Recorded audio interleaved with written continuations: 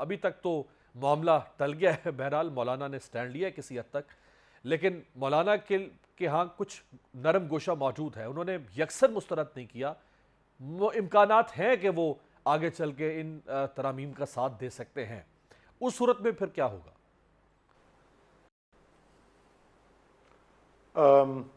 ابھی تو یہ کہنا قابل از وقت ہے کہ ان ترامیم کا وہ ساتھ دے سکتے ہیں یا نہیں. ہمارے ان سے ماضی میں بہت اختلافات رہے ہیں، لیکن پچھلے کچھ مہینوں سے، خاص طور پہ 8 فروری کے الیکشن کے بعد سے، بہت سی وجوہات کی بنا پر ان کا اور ہمارا جسے کہتے ہیں نا ہم خیال ہونا یا لائک مائنڈڈ ہماری اپروچ جو ہے وہ بہت سی چیزوں پر آ رہی ہے،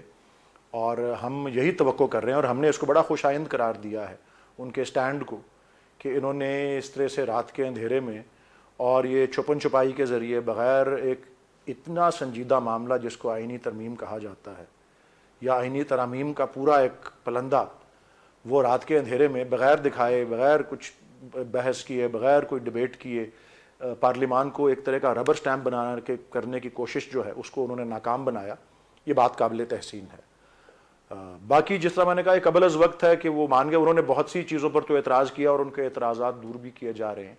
لیکن میں اب پی ٹی آئی کا موقف آپ کو پیش کر سکتا ہوں. ظاہر ہے مولانا کے اپنے ترجمان جو ہیں وہ ان کی طرف سے یا ان کے بہاف پہ وضاحت کر سکیں گے. ہمارے لیے تو یہ بالکل واضح ہے، روز روشن کی طرح واضح ہے کہ اس ترمیمی بل یا ان ترامیم کے پیچھے کیا بدنیتی اور کیا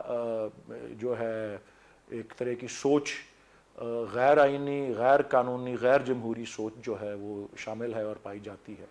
اور بے حد افسوس ہے، پی ایم ایل این سے تو چلے توقع ہی یہی تھی، کیونکہ ان کا تو ہمیشہ ایٹیچیوڈ اس طرح سے ہی رہا ہے کہ ہر ادارے کو جو ہے اپنے انتظامی جو کنٹرول ہے اس کے ماتحت جو ہے لانے کی کوشش کی جائے. اور اس کی یہ کوشش، یہ ان کی تاریخ میں، ان کی سیاسی تاریخ میں پہلے بھی اس کی مثالیں، اور ایک بڑی مثال جو ہے وہ 1998 کی موجود ہے جب انہوں نے 14ویں ترمیم لانے کی کوشش کی تھی، اور میاں نواز شریف کے امیر پاس اس المومنین وقت واقعی کم از کم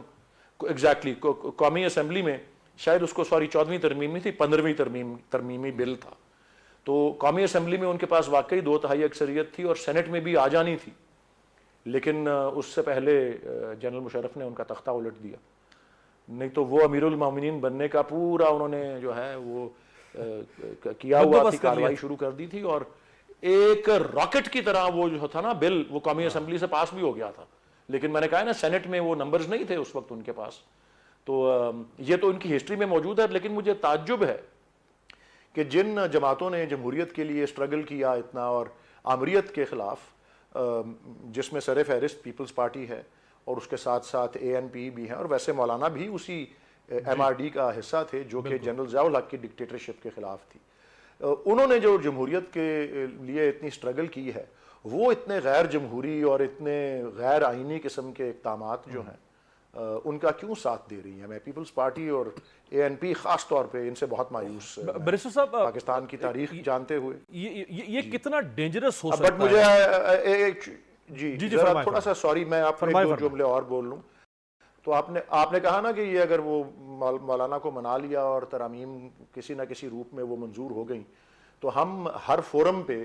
آپ نے پوچھا تھا ہم کیا کریں گے، میں نے ویسے تو کہا کہ قبل از وقت ہے کہ ہو سکتا ہے وہ کرے ہی نہ، لیکن مولانا کرے ہی نہ سپورٹ ان کو اور وہ نمبر نہ آئے، اللہ کرے ایسا ہی ہو. اور مولانا کو احساس بھی ہے، میں سمجھتا ہوں کہ کس تاریخ کے نازک موڑ پہ وہ کھڑے ہیں. لیکن ہم اس کا ہر فورم پر عدالت کے ذریعے، وکلاء برادری کے ذریعے اور سیاسی جدوجہد کے ذریعے اس کی مخالفت کریں گے.